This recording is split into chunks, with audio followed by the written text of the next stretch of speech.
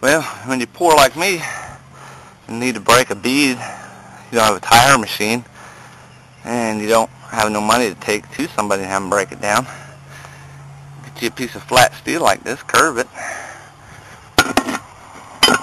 set it on there, and I took this piece of uni-strut right here, set it across there,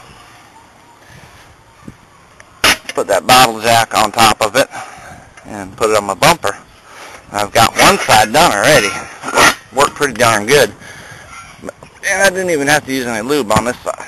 But it's got some clear glide. This is wire pulling lubricant for really super slick stuff. So I'm going to put some of this on the inside and hope I can get some results out of it.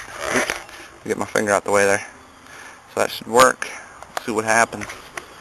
Well, we got a big hole in here we got to fix. I find it. Let's see. It's by the right. I thought it was right by the ITP on this thing. Where? Well, anyway, it's got a big hole. I couldn't plug it. It's too big to plug, so I'm going to have to patch it. Well, there you have it. Finally got that bitch loose. I had to actually take and put this piece of metal on here like this piece of strut over it, and use that shed down the hill as a weight, and I put a 4x4 in between on here and then onto the shed like this. Kept prying and beating and banging, finally got it. So don't need a $1,000 tire machine to fix shit around here. Do it the redneck way. Make your own, improvise. I don't know if you can see it or not, but I found another interesting thing on the inside of this tire. A nail. Right there. It comes out. Right there. See it wiggling around. Hello.